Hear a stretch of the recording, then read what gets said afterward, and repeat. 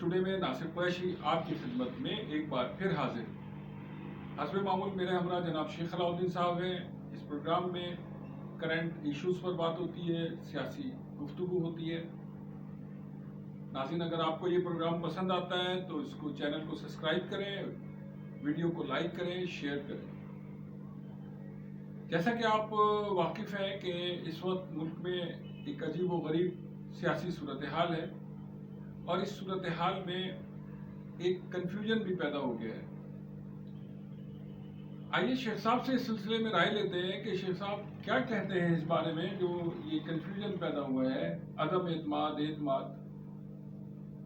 بسم اللہ الرحمن الرحیم. شروع کرتا ہوں میں اللہ کے نام سے جو نہایت رحم و کرم والا ہے, اور اللہ سے یہ بھی دعا کرتا ہوں یا اللہ مجھے سچ بولنے کی توفیق عطا فرمائے. جناب, اس ان حالات میں بڑا فرق ہے. ماضی میں جو تحریکیں چلتی تھی, اختلافات ہوتے تھے, وہ نظریاتی ہوتے تھے, اصولی ہوتے تھے, ملک کے مفاد میں ہوتے تھے.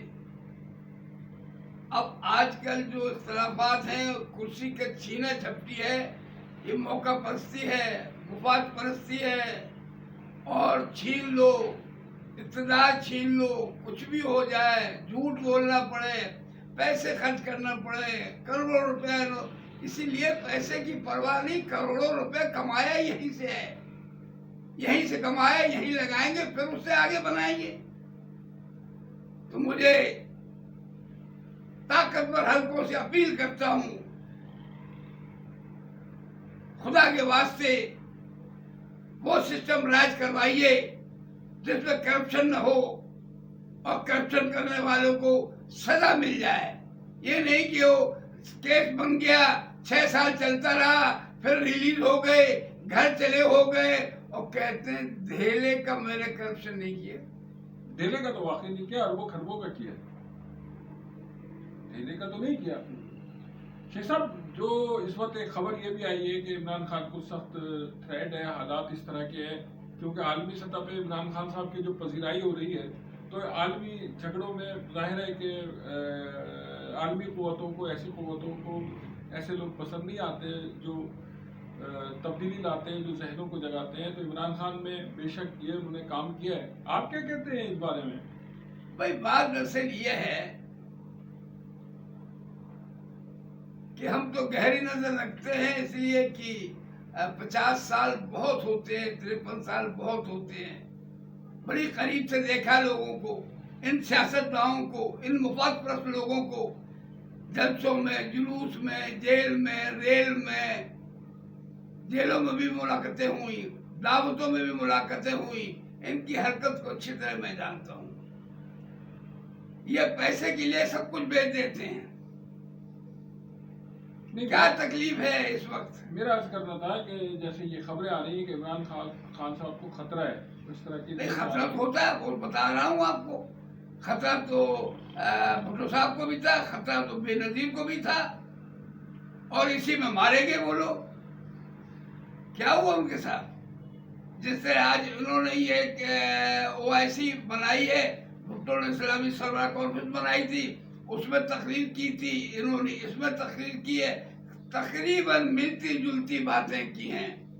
اس میں کہا تھا کہ ایک اسلامی فوج بننا چاہیے, یہاں بھی بات ہوئی اسلامی فوج بننا چاہیے.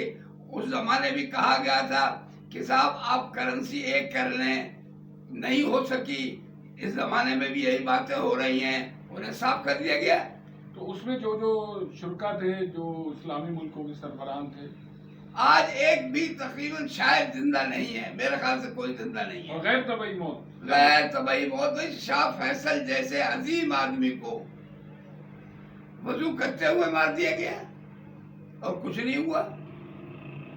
کرنل قذافی کو گلیوں میں کھینچ کے مار دیا گیا, لاش پڑی رہی. انور سادات کا بم دھماکے میں کچھ نہیں ہوا. انور سادات کو بند 10 کیس کیے انہوں نے, ان کو رکھا ہی نہیں ہے. اسی طرح جیسے آپ ابھی تھوڑی دیر پہلے بتا رہے تھے, قائد اعظم کے بارے میں آپ نے بتایا, یہ بے حسی کی چیز ہے, اور یہ اس سے پتہ لگتا ہے کہ ہم کتنے محب وطن تھے، ہیں اور رہیں گے۔ قائد اعظم صاحب بیماری کی حالت میں آئے، ڈرگ روڈ کے براور اسٹیشن کے پاس جو برج ہے وہاں گڑھے میں ایمبولینس پھنس گئی، گڑھے میں پھنس گئی اور وہ ایمبولینس خراب ہو گئی۔ وہ 2 گھنٹے یہاں لیٹے رہے، کوئی اس کا انتظام ہی نہیں ہو سکا 2 گھنٹے میں۔ یہ وہ ملک ہے۔ خان صاحب، وزیر اعظم صاحب، ان سب چیزوں کو دیکھیں، سمجھیں۔ آپ سے کیا جھگڑا ہو سکتا ہے کسی کا؟ کرپشن آپ نے نہیں کیا، فیکٹری آپ نے نہیں بنائی، قتل آپ نے نہیں کروایا، اغوا آپ نے نہیں کروایا، پیسے دے کے ووٹ آپ نے نہیں خریدے، مال خرچ کر کے حکومت آپ نے نہیں بنائی، آپ تو آنکھیں دکھا کے سب کام کرتے رہے۔ تو یہ آنکھیں آپ کی پسند نہیں ہے، لوگوں کو نوٹ پسند ہے، نوٹ چاہیے۔ تو آپ سنبھال کے رکھیں اپنے کو، جدوجہد جاری رکھیں، اس میں کوئی فرق نہیں پڑے گا۔ اور یہ وہ ملک ہے بھائی، قائد اعظم 2 گھنٹے پڑے رہے ہیں۔ یہ وہ ملک ہے، قائد اعظم کی بہن انڈیا سے آئی ہوئی تھی اس زمانے میں، شیری بائی، ان کا انتقال ہو گیا۔ تو میت میں ہم، مولانا احترام صاحب نے مجھے فون کیا کہ آؤ بھائی چلتے ہیں میت میں، ہم بھی پہنچ گئے۔ جب وہاں میت میں پہنچے، ان کے بنگلے پر 25 افراد تھے، 25 میں 2-4 پولیس والے بھی تھے، اسی 25 میں بڑوں میں کوئی نہیں۔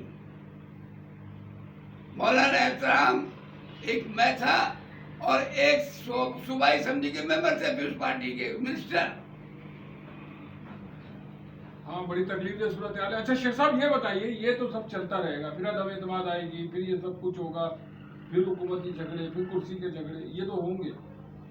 کوئی بہتر فارمولہ اس کے لیے کیا ہے؟ بھائی دیکھیے، جب تک پارلیمانی نظام رہے گا ملک میں افراتفری رہے گی، لوگ ملک میں توڑ جوڑ چلے گا، لوگ میں سٹے بازی ہوگی، خرید و فروخت ہوگا، سب کچھ ہوگا جب تک پارلیمانی نظام رہے گا۔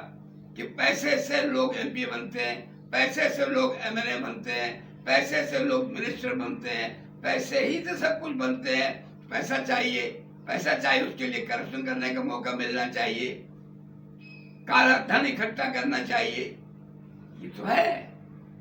خدا را کوئی تو سنے ملک کا، ملک کا کوئی بھی شخص سنے، سوچے، اس پارلیمانی نظام سے توبہ کیجئے، صدارتی نظام لائیے۔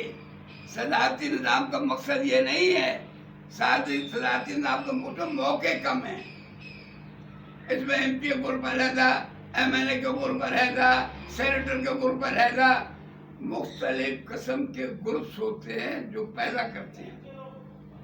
جیسے آپ نے ابھی یہ بات کی کہ جب تک پارلیمانی نظام رہے گا، جب تک معاملات درست نہیں ہو سکتے۔ مظفر وارثی نے کہا تھا، وہ ایک شعر تھا ان کا، کہ جب تک رہے گا رسہ کشی رہے گی۔ یہ ایک مصرع میں نے آپ سے بیان کیا۔ بہت کچھ ہے اس بات کے پیچھے، اور واقعی پارلیمانی نظام خرابی کی نشانی۔ شیخ صاحب تو کنورٹ کسے کیا جائے؟ وہی صدارتی نظام جس کی آپ بات کر رہے ہیں؟ بھائی صدارتی نظام ہے کہ ایک آدمی الیکشن لڑتا ہے، صرف پورے ملک کے لوگ ووٹ ڈالتے ہیں، کیا کرپشن کرے گا کوئی؟ صدارتی نظام میں کیا کرپشن کرے گا؟ پورے ملک کے لوگ ایک آدمی کو ووٹ ڈالیں گے، کچھ نہیں ہوگا۔ اب وہ جب جیت جائے گا تو پھر وہ اپنی کیبنٹ بنائے گا، ذمہ دار خود ہوگا۔ سب نامزد کیجئے 3 سال کے لیے آپ، اور جو نامزد کرے اس کی ذمہ داری ہوگی۔ کوئی گڑبڑ ہوا تو وہ ذمہ دار ہوگا، کرپشن ہوگا تو وہ ذمہ دار ہوگا، کام نہ ہو تو وہ ذمہ دار ہوگا۔ پارلیمانی نظام نہیں چل سکتا، صدارتی نظام میں یہ سب کچھ ہے۔ علاقائیت ختم ہو جائے گی، لسانیت ختم ہو جائے گی، فرقہ واریت ختم ہو جائے گی، صرف صدارتی نظام سے۔ یعنی قوم اور ملک ایک ہو جائے گا یہ۔ اچھا تو یہ بتائیے شیخ صاحب کہ اس وقت جو موجودہ صورتحال ہے، اس صورتحال میں 2 طرح کے گروپوں میں ملک تقسیم ہو چکا ہے۔ ایک طرف اپوزیشن کھڑی ہے، دوسری طرف حکومت ہے۔ ہر چند کے حکومت ایک کی پوزیشن مضبوط ہے، عمران خان کا اسٹینڈ بہت مضبوط ہے اور کلیئر اسٹینڈ ہے اور صاف ستھرا اسٹینڈ ہے، لیکن عوام پھر بھی کنفیوژن کا شکار ہے. لوگوں کے لیے کیا پیغام دینا چاہتے ہیں آپ؟ دیکھیے میں لوگوں سے اپیل کرتا ہوں، خدارا سچائی کا ساتھ دیجیے، خدارا جو کرپشن نہ ہو اس کا ساتھ دیجیے، کرپٹ لوگوں سے جان چھوڑائیے. موقع پرست ہوتے ہیں، جو کرپٹ ہوتا ہے وہ غیر ملکی ایجنٹ بھی بن جاتا ہے آسانی سے. اسے پیسے چاہیے، پیسے کے لیے غیر ملکی ایجنٹ بھی بن جائیں گے. جو کام آپ کہو گے کرائیں گے، یہاں سے ٹرک بھر کے دے دو کابل پہنچا دیں گے. پیسہ چاہیے، پیسہ کہاں سے آئے گا؟ کرپشن سے آئے گا. آپ دیکھیے ان سے کیا کرتے ہیں یہ. کیوں انکوائری کرائی جاتی مولانا فضل الرحمان کی؟ تمہارے پاس اربوں روپے کی کوٹھیاں، اربوں روپے کی زمین، اربوں روپے کے پلاٹ کہاں سے آ گئے؟ کیا انکم تھی؟ کیا آپ نے ٹیکس پے ہیں آپ اتنے جتنے کہ آپ کی پراپرٹی ہے؟ ہم سب کا کرانا چاہیے. درست فرما رہے ہیں. دیکھیے من حیثیت القوم ہمیں سوچنا ہوگا. دنیا کے حالات ٹھیک نہیں ہیں، ملک کے حالات بھی ٹھیک نہیں ہیں، ساری دنیا میں ایک افراتفری ہے. ایسی صورت میں ہم کو ایک منظم مضبوط قوم بن کے رہنا ہوگا. وہ کرنا ہوگا جو ملک کے مفاد میں ہوگا، وہ نہیں کرنا ہوگا جو سیاست دانوں کے مفاد میں ہوگا.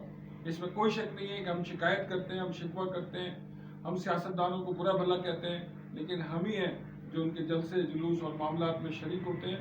ہم ہی ہیں جو سپورٹ بھی فراہم کرتے ہیں. پنجاب میں یہ بات مشہور ہے کہ قیمے والا نان ہو تو ووٹ لے لو. تو خدا کے لیے اپنی حقیقت کو پہچانیے، ملکی نظام تبدیل کیجیے، اپنے ملک سے محبت کریں. اگر یہ ملک ہے تو ہم ہیں. بہت بہت شکریہ. اگلے ولاگ تک کے لیے اجازت دیجیے. پاکستان پائندہ.